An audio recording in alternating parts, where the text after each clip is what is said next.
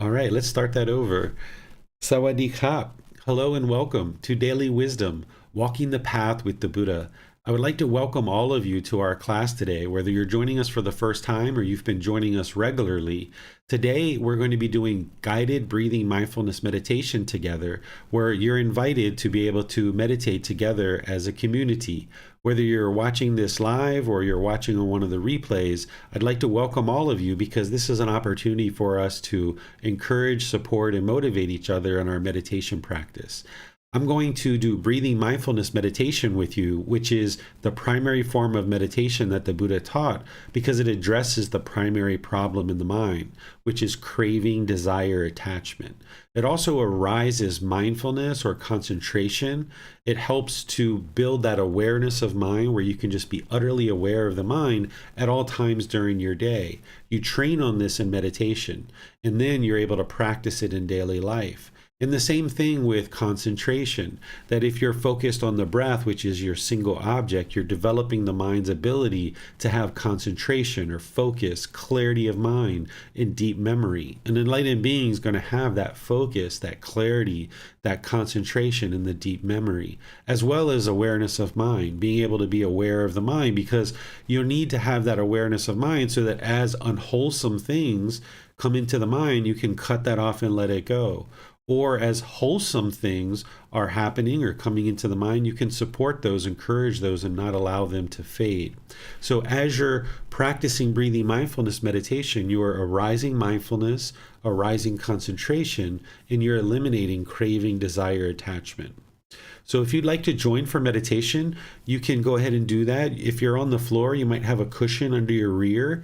If you are in a chair, you might just have your feet flat on the floor or crossed at the ankles lightly.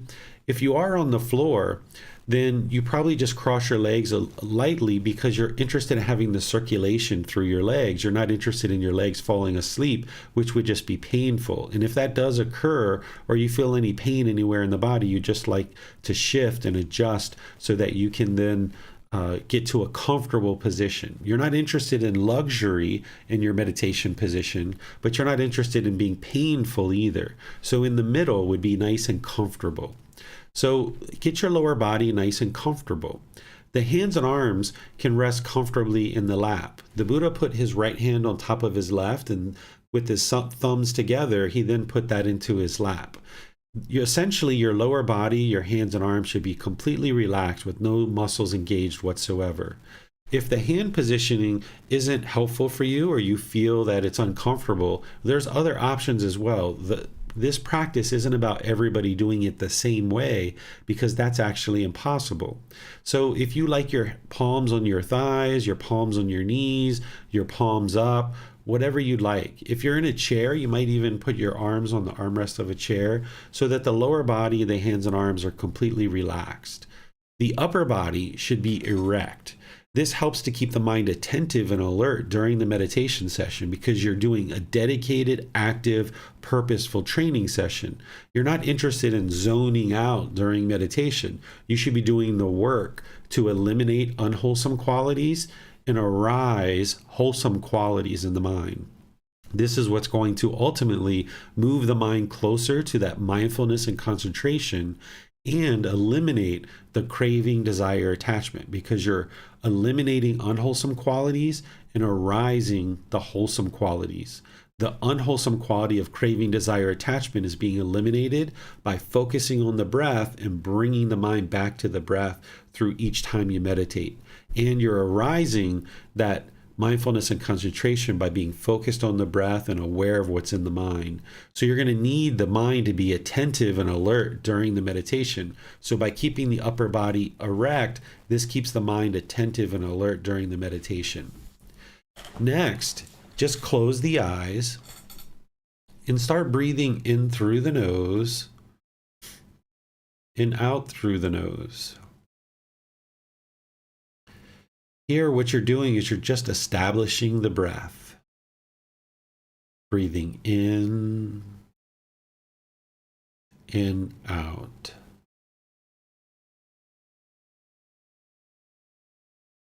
Breathing in in, out. Your breath isn't going to necessarily match up to the guidance that I'm providing. This is your practice. I'm just here as a guide. So wherever you get to the next inhale, just breathe in naturally through the nose, experiencing the full breath. And then whenever you get to the exhale, you exhale out through the nose, experiencing the full exhale. This is your practice. So you breathe as the body needs it. Breathing in through the nose and out through the nose. Once the breath is well established, start fixating the mind on the breath. The sound of the breath or the sensation of air moving into the nose. The breath is the present moment. Fixate the mind on the breath, the present moment. Breathing in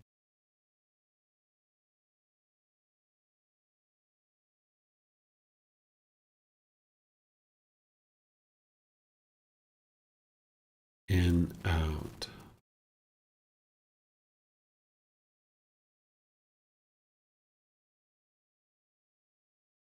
Breathing in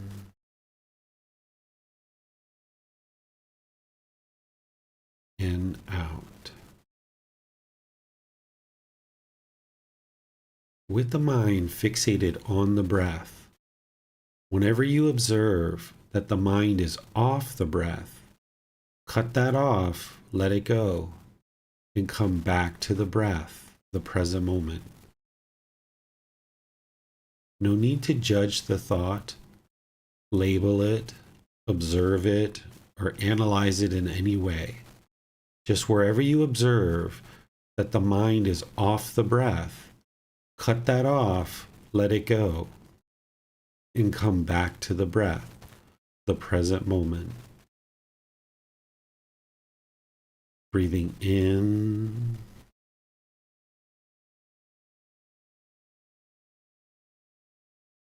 and out.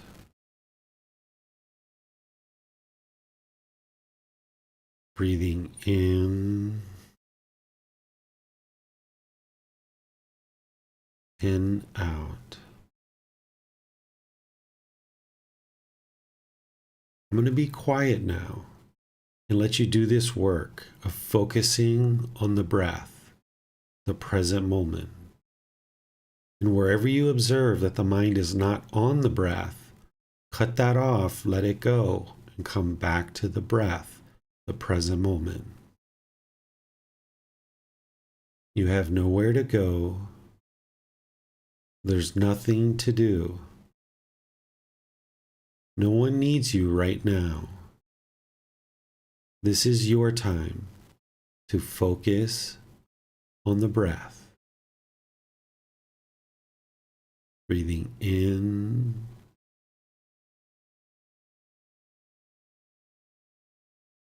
and out.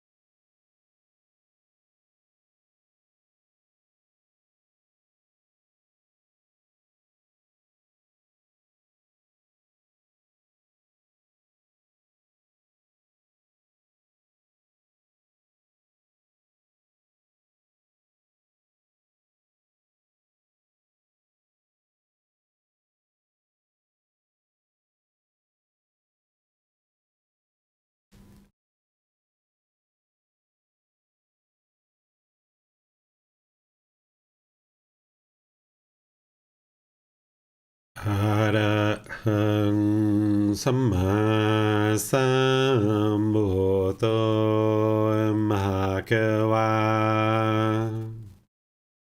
พุทธังมหะวันหังอภิวาเทมิสวากขาโตมหะวตาธัมโม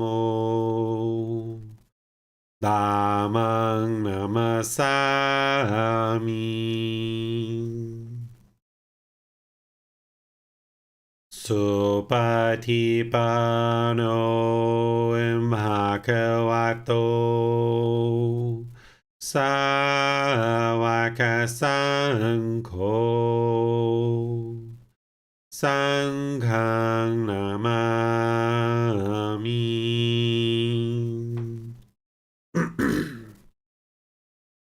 นะโมตัสสะภะคะวะโตอะระหะโตสัมมาสัมพุทธัสสะนะโมตัสสะภะคะวะโตอะระหะโตสัมมาสัมพุทธัสสะนะโมตัสสะภะคะวะโตอะระหะโตสัมมาสัมพุทธัสสะอิติปิโสภะคะวะอะระหังสัมมาสัมพุทโธวิชาจารณังสัมพุทโธสกขาโตโรกาวิโตอนุเตโรปุริสาธัมมาสติสัตตาตาวามนุสนังโหโตภะคะวะติ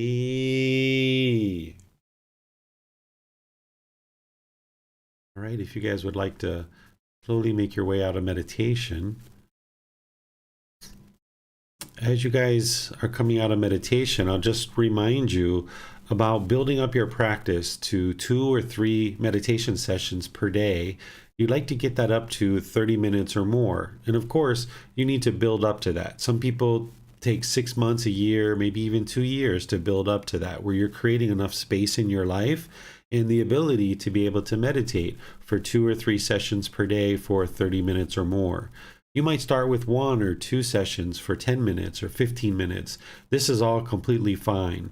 What I've observed is that the frequency of meditation is actually more important than the duration.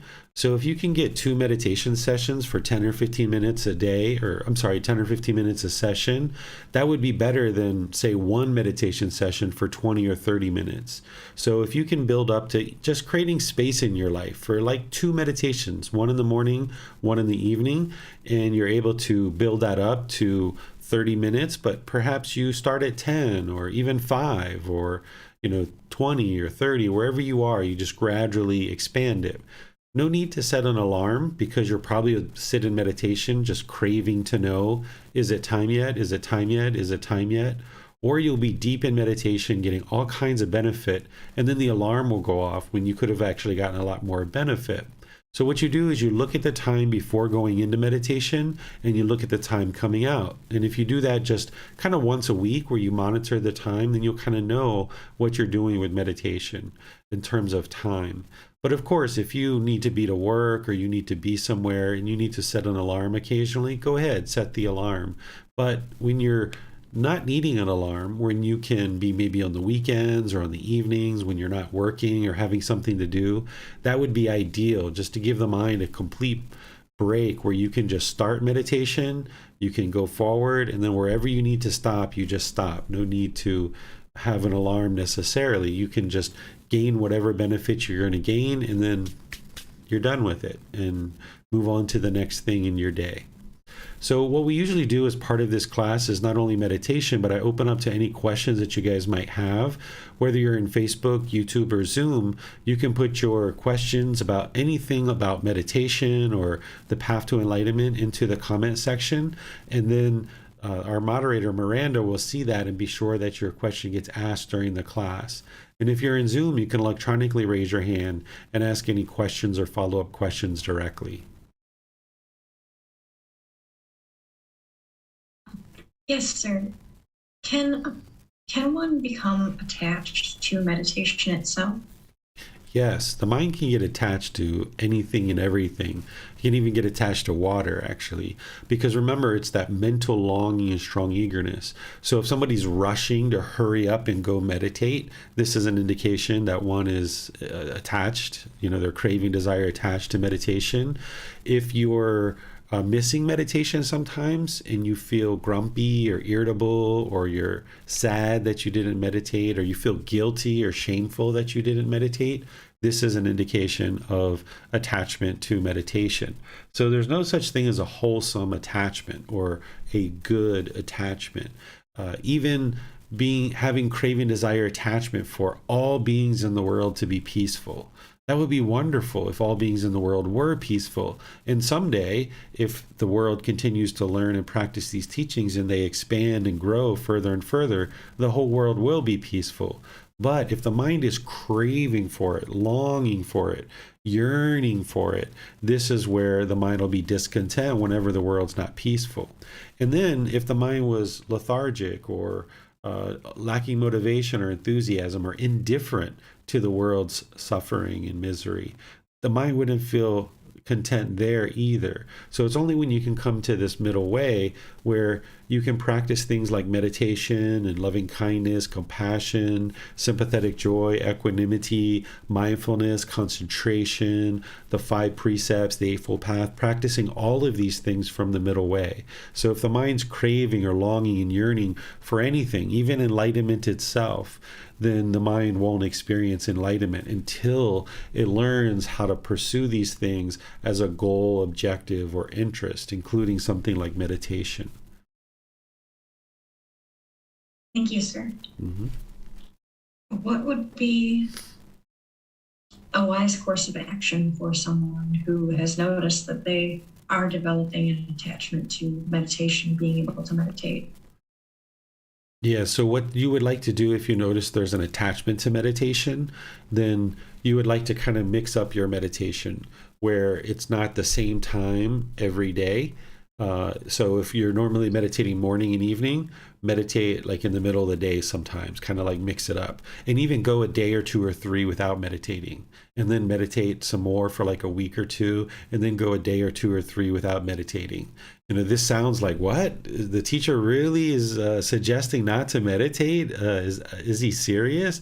Yeah, that's actually the way to do it. So it's the same thing. Like if you were attached to a piece of chocolate cake and you always wanted a piece of chocolate cake, well, the advice would be to not eat chocolate cake for a period of time to train the mind to go without it, and that the mind isn't going to get this permanence where it's always going to get the chocolate cake. So it's the same thing with something like meditation, that if you're noticing the mind's craving and yearning and longing for it, you can mix it up within your day. That'll introduce some impermanence into it, but you can also skip a day or 2 or 3 here and there.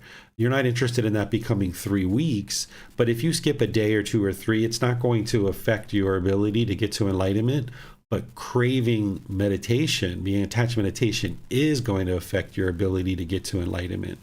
So that's why what you're doing is you're accumulating the benefits over a long-term period. So if you miss a day or 2 here and there, that's okay, as have already built up a lot of accumulation. Now, if somebody's just starting out, I would encourage them to build up their practice, right? Build up the propensity to continue to practice regularly on a consistent, ongoing basis. But then once somebody's got 3 months, 6 months, a year, and they're noticing that, whoa, the mind's kind of attached to meditation itself, I'm feeling grumpy when I don't meditate. I'm sad when I don't meditate. I feel guilty or shameful. I'm rushing to meditate because I want to meditate so badly. Then what you do is you introduce the impermanence, even skipping a day or two, three here and there, and then going right back to meditating for a week or two, three, and then introducing some more impermanence, and train the mind that when you miss meditation, to be peaceful and joyful regardless of having missed meditation. That's what you're ultimately trying to get to, where the mind is no longer holding on and craving this permanence, even something like meditation itself. Thank you, sir. Mm-hmm. It appears those are all the questions there are for today, sir. Okay, so in our class next Wednesday, we're going to be doing loving kindness meditation. I'll guide you guys through that and help you to come together and encourage, support, and motivate each other in your meditation practice. This Sunday, we're still in our retreat series. We're in the 4th class of these 8 individual unique classes that are from the retreat from the USA this past summer.